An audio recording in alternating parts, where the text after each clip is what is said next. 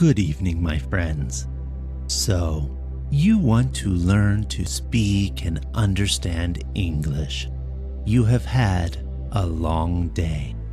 You are tired.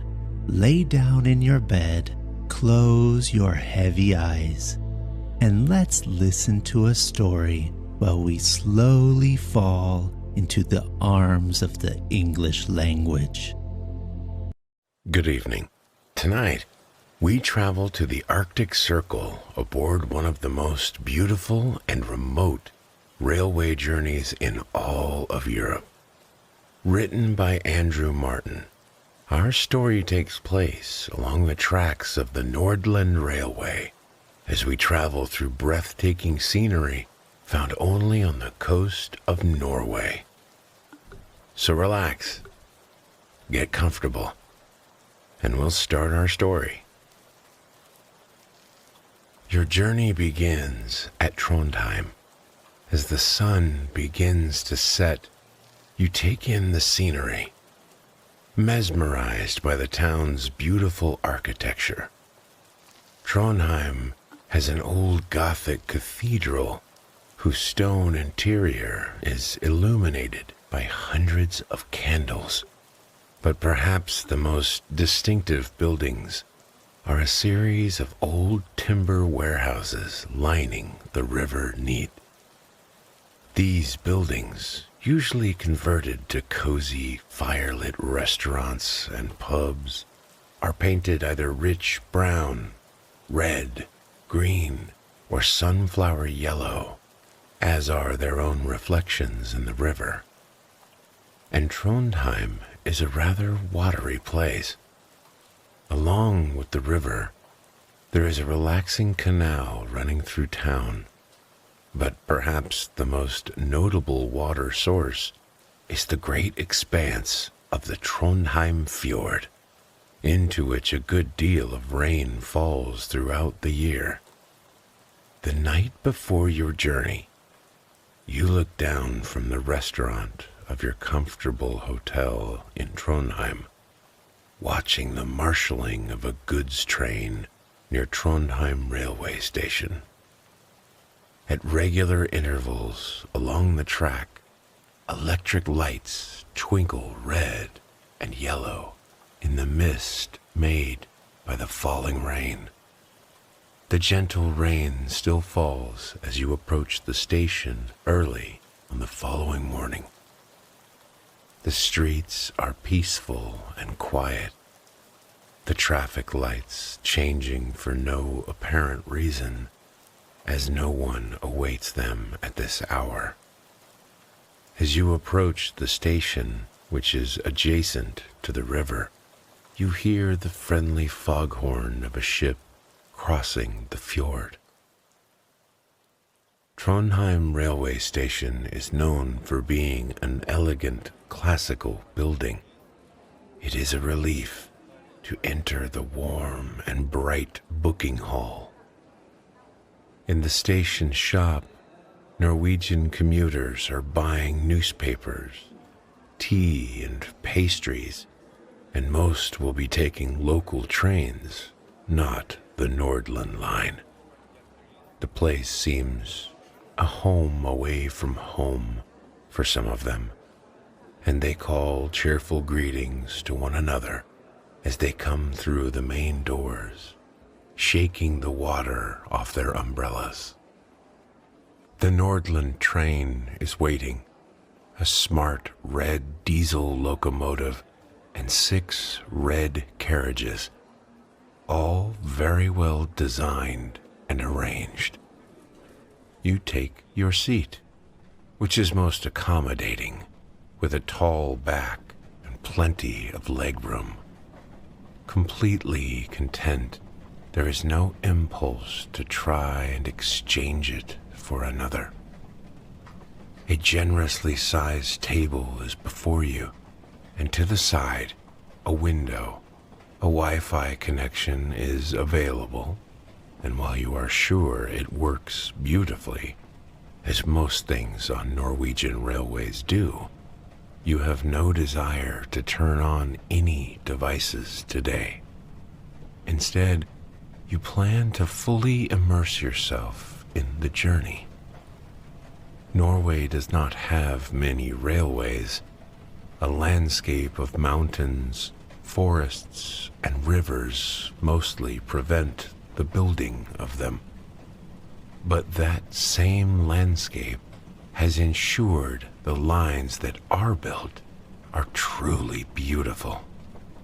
As you pull away from Trondheim Station, the rain begins rhythmically falling against the window glass, giving the effect of a black and white film to the sleepy suburbs of Trondheim.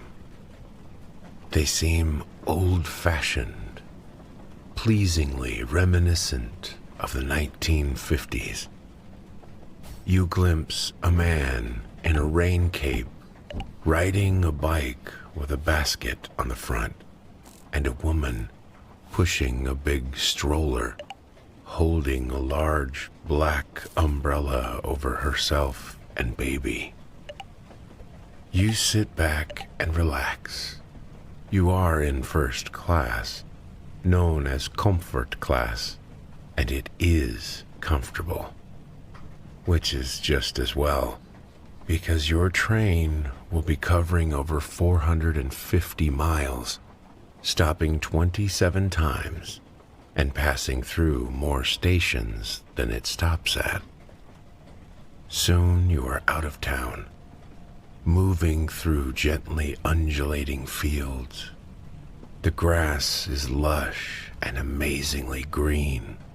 All that rain is the cause, you suppose. Clouds move like smoke in the steely skies above.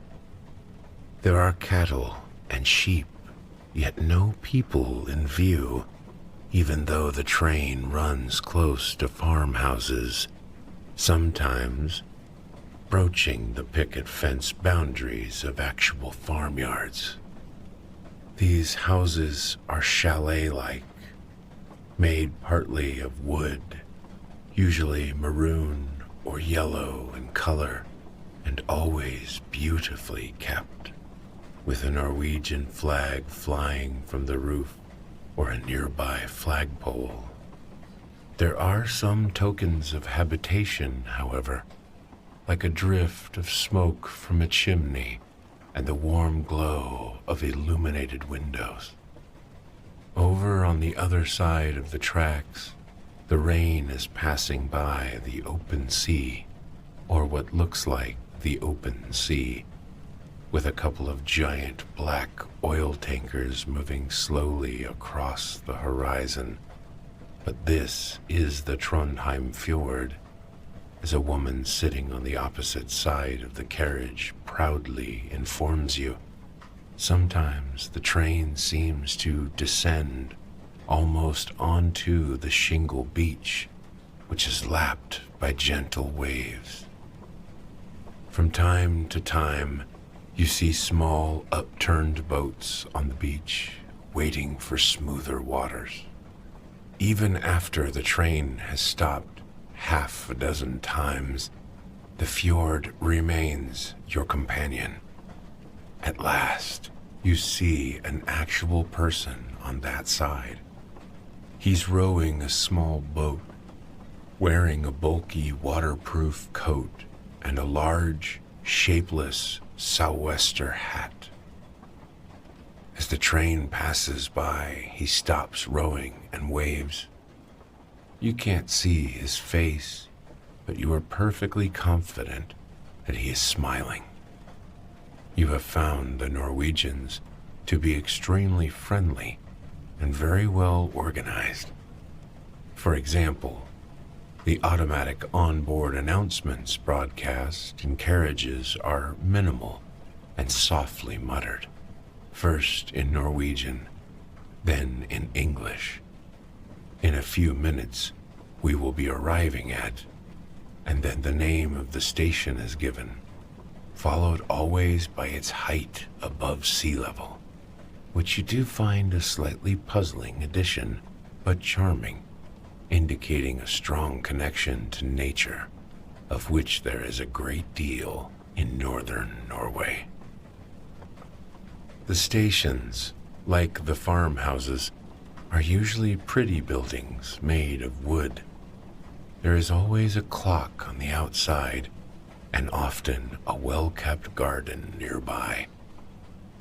You like to imagine the waiting rooms with wooden floors, landscape paintings on the walls, a clock patiently ticking. Every so often the cheerful station master enters to throw more logs into the warm iron stove. Sometimes bikes are stacked against the side walls of the stations, and they appear to be unlocked. You have been told that it is not necessary to lock a bike or a door in the countryside of Norway. At the average station stop, 2 people get off and 2 people get on. Those boarding tend to be soaked, but they look happy enough, and it appears to be the custom on Norwegian trains to nod to your fellow passengers as you walk along the aisle of a carriage towards your seat. Glancing out the window, you again marvel at the train's proximity to the rolling, silvery waves and the empty beaches. The friendly Norwegian woman on the opposite aisle, who has been listening to music on headphones, removes them as classical music seeps out and leans over. "Still Trondheim Fjord," she says, smiling. "It will be with us for another 30 miles, and the train has already covered 70. Before going back to her music, the woman introduces herself as Anna. There are newspapers, including some English ones, in the carriage, and a tea and beverage making machine. For a while, you read and sip tea. Then a great stone gorge appears amid the trees on the landward side. Anna removes her headphones again. "Namsen River," she explains, inviting you to look through the window on her side.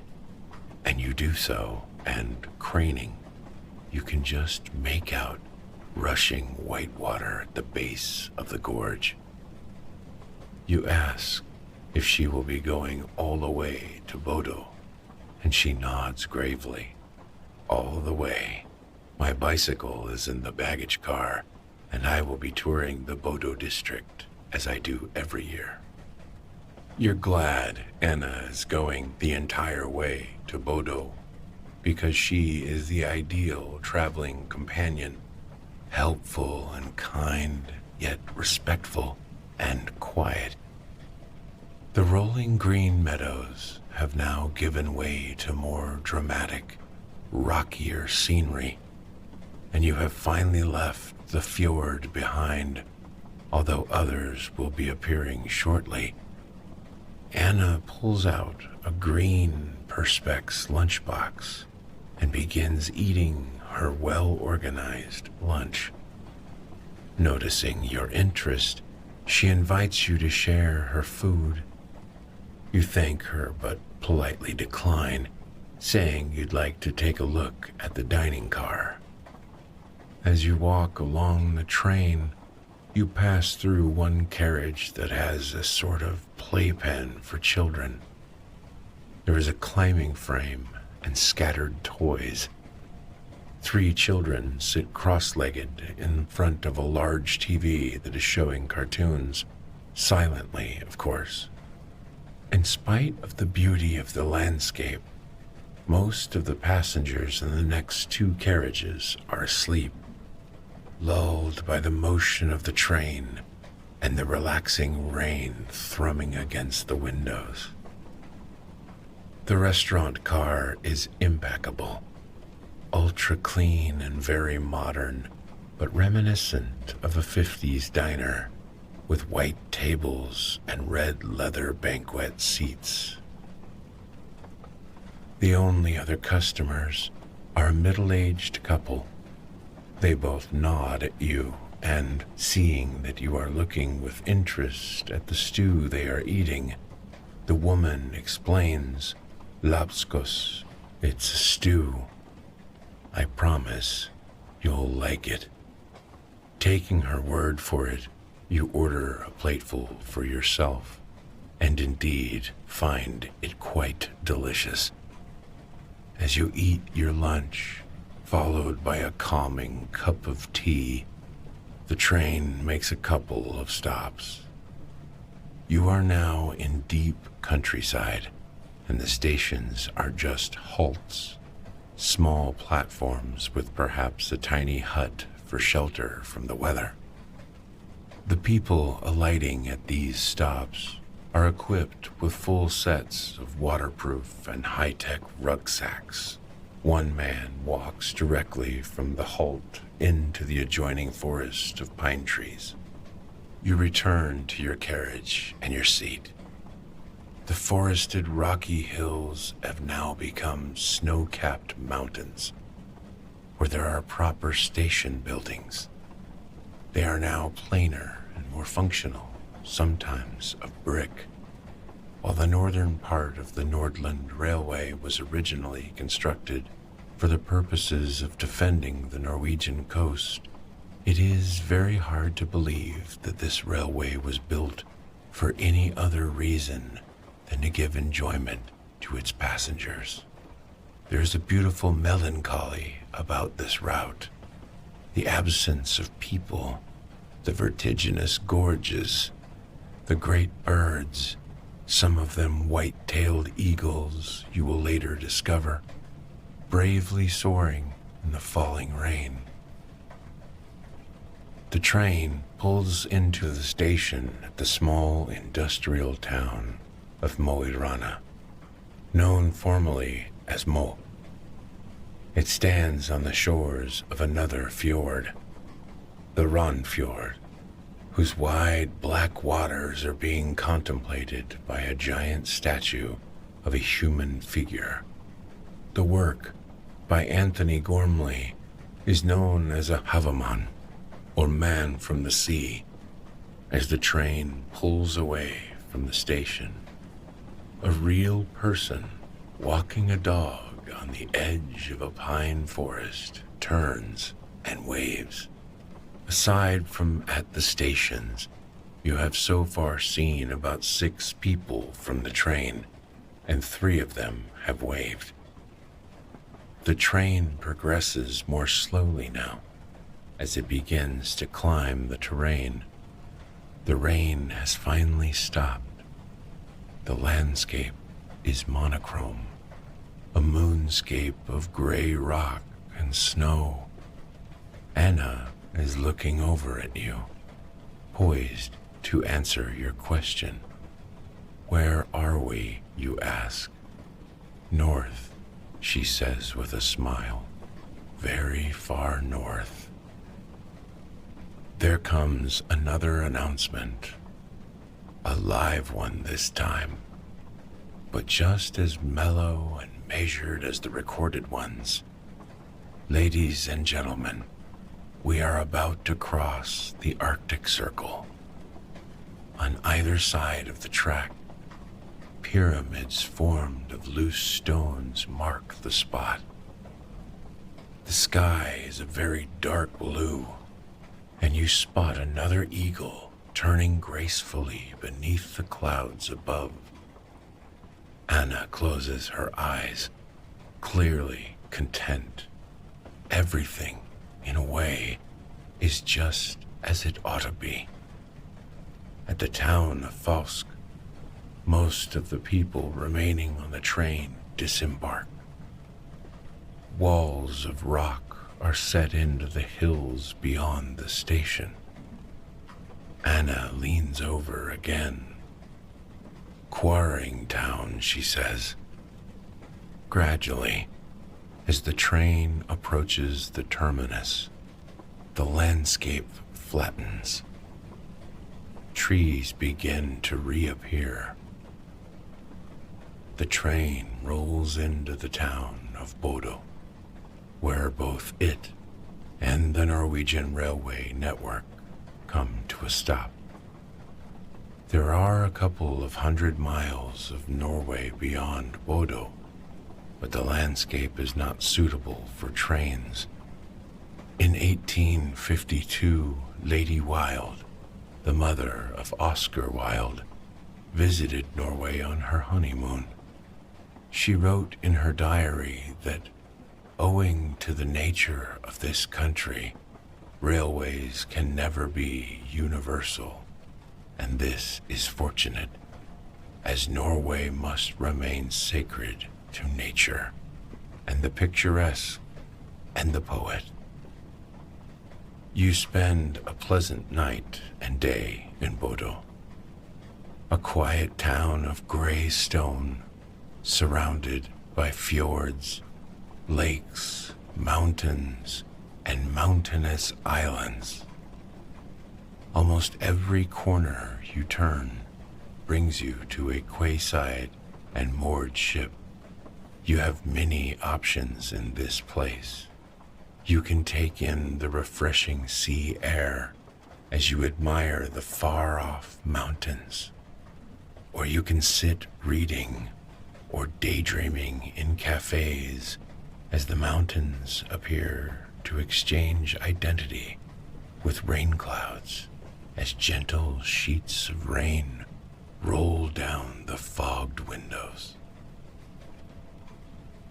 24 hours after your arrival, you are back at Bodo Station, preparing to board the Nordland night train, a sleeper service for the journey back to Trondheim. A dozen passengers sit on the plain wooden benches of the waiting room, most with a dripping umbrella propped nearby. The train is being readied on the nearby platform. After a few minutes, the train guard, a pleasant-looking, smiling woman, calls you towards it. Rain drips from the canopy of the platform as you step aboard. The corridor of your sleeper carriage is lit by a gentle yellow light. The train guard equips you with a key card to open the door of your compartment. When you travel by yourself on our night trains, the guard adds, you get a compartment all to yourself, and so you feel a strong sense of ownership as you step inside into your own private den. The compartment is lit by a softer glow still than the corridor, as though by a nightlight or candlelight. It appears to you that in terms of coziness, your quarters compare with those in the luxurious blue and gold sleeper carriages of the Wagenslitz company that once traversed Europe with their cargoes of slumbering humans, usually fairly wealthy ones who appreciated the decorative inlays of the wood panels and ornate Lalique glass. There is a dainty little sink in the corner, a fluffy towel hanging from the rack below. There are some little notices by the pillow of the lower bunk, elegant and to the point. Please use the bottled water. A panel of light switches read lights with the subheadings assistance, reading, and sealing. But you are happy with the gentle glow you discovered on entering. Even though you will be the sole occupant, both bunks are made up. Each is covered with a duvet of cozy pressed linen, and so here are two snowdrifts, upper and lower. You take off your shoes. Some childish urge prompts you to climb the ladder with carpeted rungs that leads to the top bunk, where you discover a plumped-up pillow with a chocolate on it. You decide this will be your bed for the evening. Meanwhile, you sit on the bottom bunk to watch the departure from Bodo. In the peaceful outskirts of the town, the trains give a lonely sounding whistle as though saying goodbye. Although not a single citizen of Bodo appears to have observed the departure, a quiet announcement comes over the tannoy. Welcome to our train. It will bring you to Trondheim. The cafe will be open all night. You have already eaten, but you decided you would like a drink of hot chocolate before going to bed. You put on the soft white slippers provided in the compartment and walk along the carpeted corridor. All the compartment doors that you pass are closed. It seems all your fellow passengers have already turned in for the night. As you arrive at the dining car, its only occupants are the woman serving at the counter and the train guard. As your hot chocolate is being prepared, you ask the guard if she will be announcing the crossing of the Arctic Circle. Never on the night train, she says, smiling as everyone's asleep. Sitting down at a table with your drink, you gaze out the dim window. It seems that if the train passes a road, there will be no more than one car running along it. If it passes a house, a single window might be illuminated. At the stations, there is never more than a single person waiting, if anyone. It seems at this point, there's no real purpose to the stops other than to give the train a brief rest. After a while, there are no more farmhouses, or at least no visible ones, because by now all the lights are switched off. As the train approaches the Arctic Circle, the snow glows in the moonlight. The train guard has left the dining car, and the woman at the counter is sitting on a chair, reading a book, or possibly dozing. Walking back along the empty corridor, you notice a faint snore from behind one of the neighboring doors. Back in your warmly glowing compartment, you begin to get ready for bed. The blind is still up, and you sit for a moment in your pajamas, watching as the landscape continues to unroll. As you peer out the window, you can see the silhouettes of peaceful pine trees in the distance, comforted and surrounded by the calming wilderness. You have the sense of being the last person awake in the whole of Norway. Well, no, you think, climbing under the soft white duvet. There must be at least one other, the man or woman driving the Nordland night train. In that moment, you're filled with immense gratitude for the sights and experiences of this breathtaking journey. As you lean forward and finally lower the window blind, you gently lie back and switch off the light, listening for a while to the soothing rhythm of the Nordland sleeper.